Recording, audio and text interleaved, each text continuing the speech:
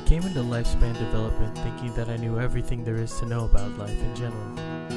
Even though my thoughts were naive, I'm grateful that there is so much more for me to learn and that a lot of truths became disproven and replaced with actual truths. Humans, society, and psychology are three things that I took for granted, considering they happen to be more complex than I could ever imagine. And I'm glad that I can present to you 5 things I learned from lifespan development. In 3, 2, 1, let's begin.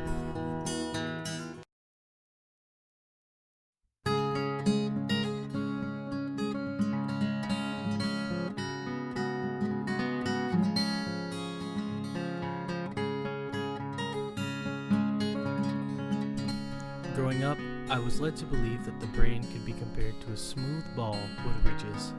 The brain to me had no other defining features and appeared to me as simple. However, this was disproven after learning about axons, dendrites, synapses, and myelination, as they are how the brain communicates with itself and the rest of the body.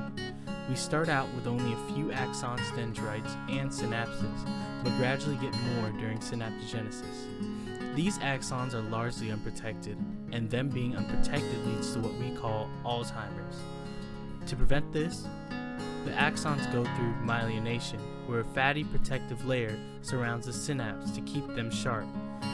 Knowing now that the brain has more complex parts and pathways than I could ever imagine gives me a whole new perspective on how the brain works and functions in infants.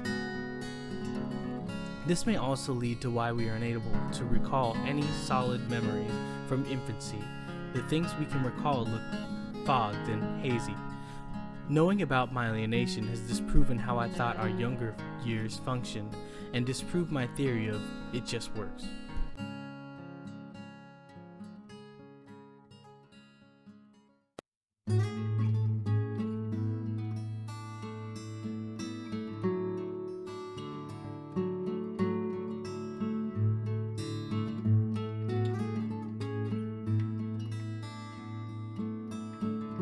Emotional development in a toddler or child was always a foreign subject to me. I can rightfully say that I knew little about the subject until this class. From what I can ascertain, my understandings of emotional development relates closely to the behavioralist scientists in Chapter 4, as my understanding of love only recently came about during my early 20s, so I viewed infants, toddlers, and children as almost mechanical in nature. An infant or a toddler to me was on autopilot and is programmed for basic needs, with emotions being a facade until about 7 years old, when self-awareness kicked in. We are born from our mothers, so we latch on to them, regardless of love or emotion, is what I thought, until I read the heartbreaking experiments of Harry Harlow, who disproved the naivete of U.S. scientists.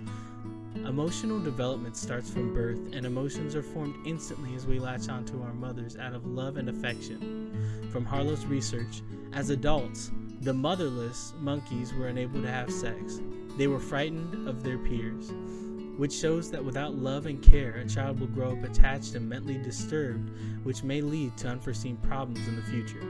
After some outside research, another example I have found of love being a crucial part in emotional development is feral children, or children with minimal human interaction. Leonard L. Lapointe writes, Jeannie turned out to be Ridge, a rich, forbidden experiment for a team of scientists and linguists. This young girl was discovered in Los Angeles' home of November 4th, 1970. She was a lifelong victim of bizarre child abuse and isolation. On her discovery at age 13, 7 months, she was tied to a potty chair. And even though this is an extreme example, there is a lack of love from very early age due to how this feral child was raised, leading to a room full of problems later in life. Love is needed for emotional development, and the myths I gathered in my mind were very wrong. Psychology seemed so cold and unfeeling to me at one point, and this simple fact changed my mind, giving me faith in the work I could be doing in the future.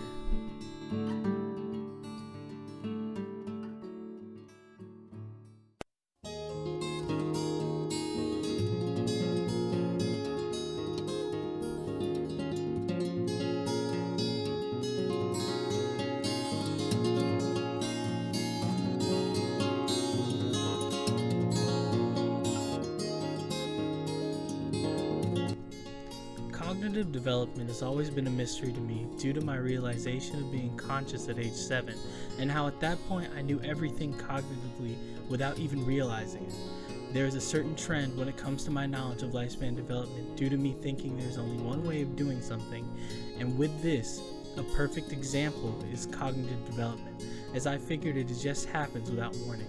After being exposed to PyGot's pre-operational stage, I now know there are categories and names for the key years as we develop.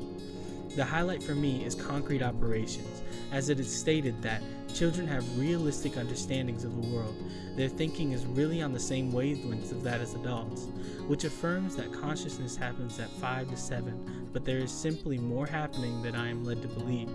The higher level of thinking that PyGot mentions is something that many of us can probably recall as our first actual memory, where our minds go from liquid state, in a sense, into a solid state, if you will.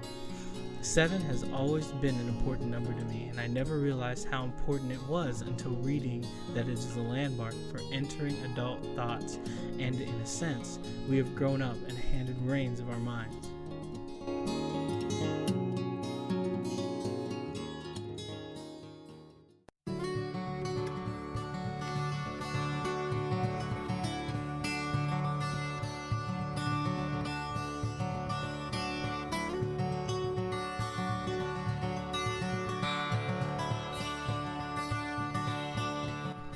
Puberty was always confusing to me, as I confess that I never believed I went through it or even experienced it. My voice has always stayed the same to me, and my height has always been very average, so I assumed I have remained a child in a sense. This is not the case, of course. Those things have happened to me, and I have grown considerably, but I always thought that puberty was a normal form of growth that just took place at 16. Not only is puberty an accelerated form of growth, but people are actually maturing much faster than people in the past and are hitting puberty much earlier in their lives. Trends point to the menarche marker, or the average age of when puberty happens, dropping even lower in the coming years. I thought puberty was a set time, but it seems that it's programmed to go off when a certain event happens, or when certain conditions are met.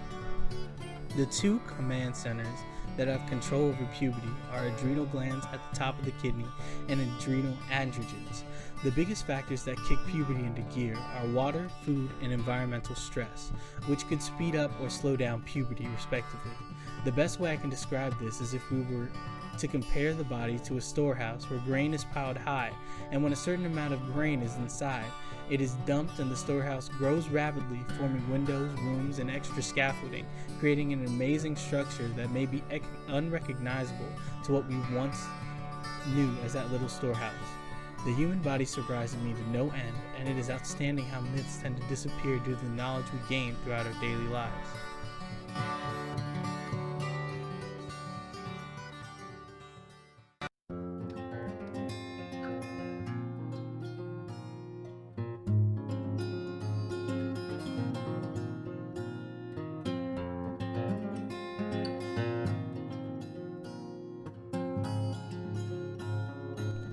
Identity did not become an idea to me until recently, and my mind always led me to believe that we all just grow into an identity, regardless of who we are, flawlessly like a transition in a movie.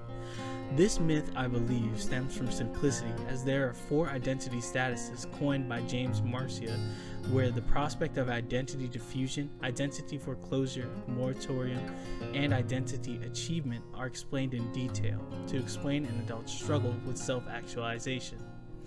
As stated in Belsky, people move back and forth across identity status throughout adulthood, which I did not fully understand until I looked back at my years as an 18 to 20-year-old, where I was stuck in identity foreclosure and moratorium, and I've only now realized that I have achieved identity achievement.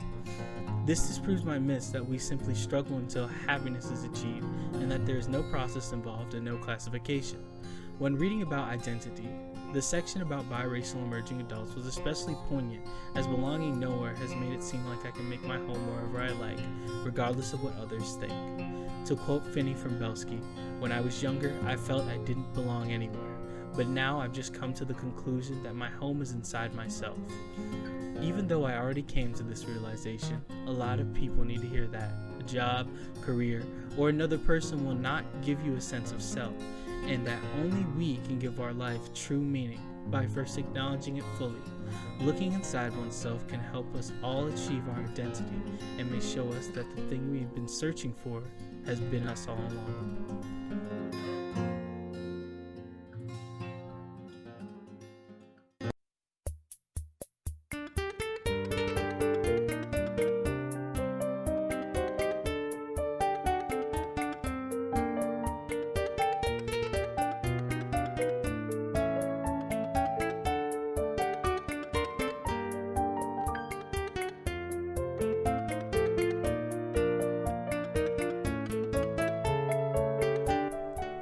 Changing what I believe is something I am no stranger to, but that does not mean it is not hard to do.